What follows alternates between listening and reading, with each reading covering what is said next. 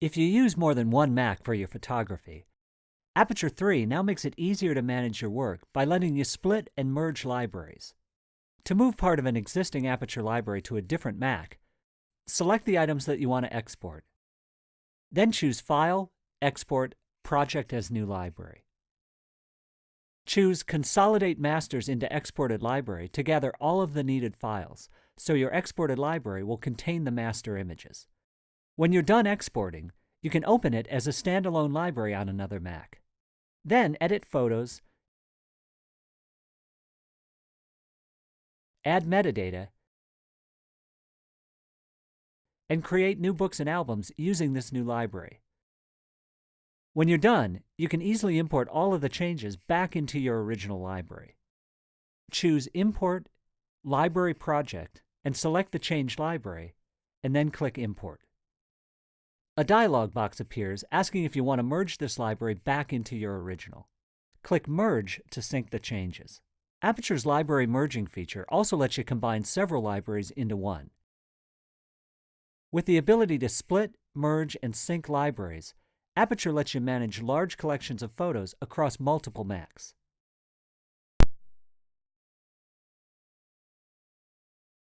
After you install Aperture 3, one of the first things that you'll want to do is import your iPhoto library so that you can work with it in Aperture. To import your iPhoto library, open Aperture 3 and choose Import iPhoto Library from the File menu. You'll need to tell Aperture where to store your files. Choose In the Aperture library to copy the files into Aperture's library. Or you can choose to leave them where they are, or to move them into your Pictures folder. After you've imported your iPhoto library, you'll find your iPhoto events now appear as projects in Aperture. Your Faces and Places selections are all preserved, so any people you've named appear on the Faces corkboard in Aperture. And any locations you've assigned to photos can be seen on the Places map in Aperture. Albums, Smart Albums, and slideshows are all transferred too. But you don't need to import your entire iPhoto library to use Aperture. You can also bring specific iPhoto images into Aperture to adjust and enhance them.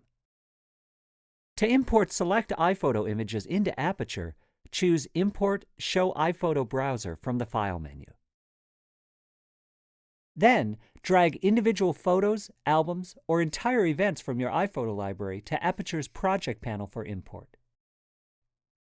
With Aperture 3, you can easily import all of your pictures from iPhoto so that you can get right to work.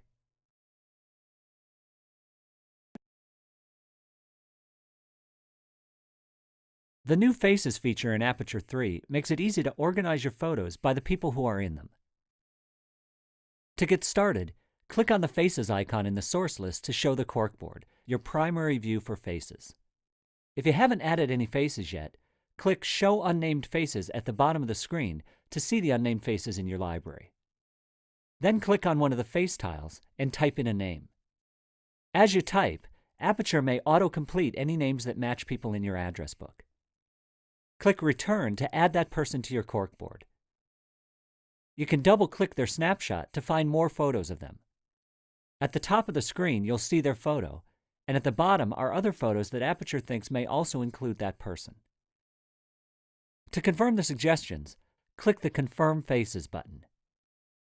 In this mode, click on each match to confirm it, and click twice to reject incorrect suggestions.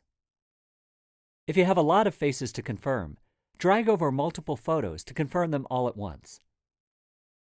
Hold down the Option key to reject multiples. You can see all the faces in your library, or you can see just the faces in an individual project. To name the people who were on this trip, click on Show Unnamed Faces.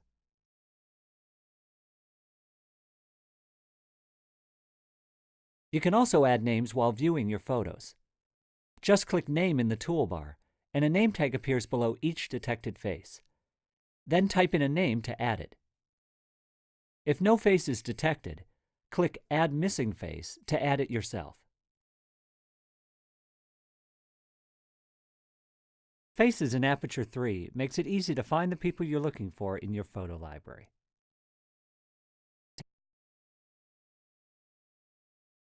Aperture's new Places feature lets you organize your photos based on where they were taken.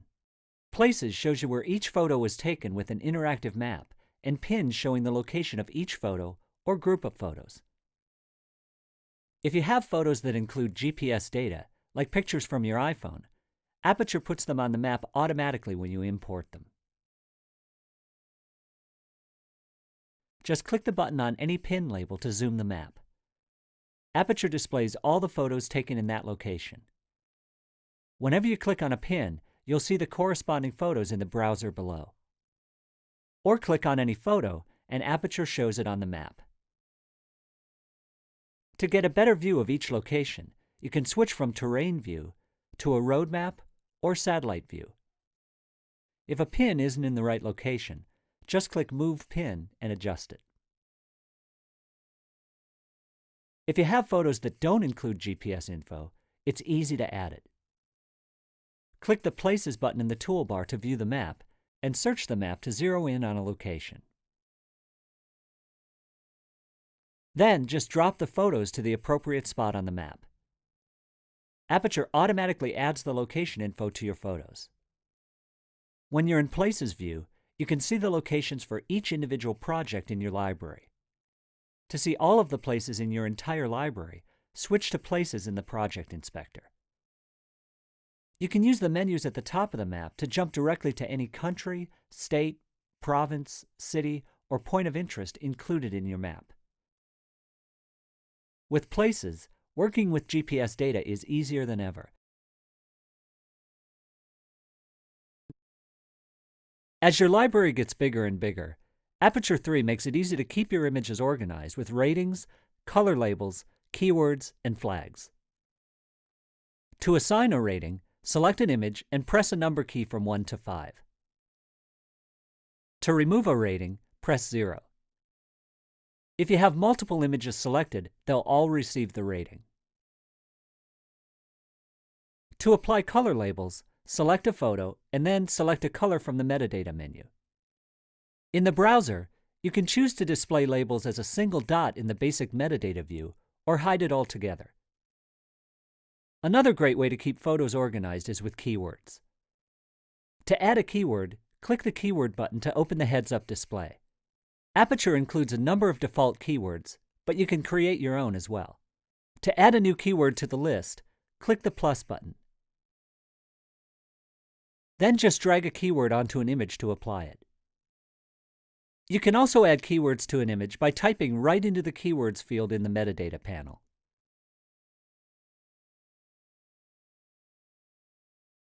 Or choose Show Keyword Controls to display a set of keyword buttons with your frequently used keywords.